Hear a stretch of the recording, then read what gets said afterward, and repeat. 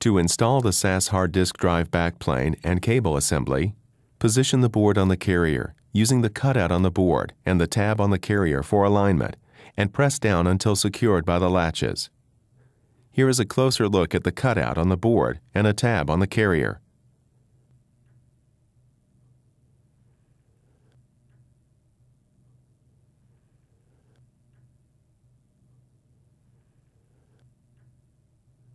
Connect the SAS signal,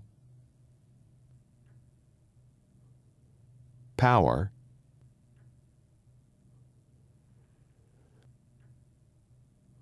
and configuration cables to the backplane.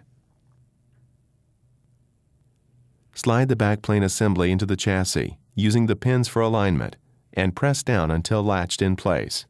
Position the cable assembly into the chassis using the connectors for alignment and press down until seated.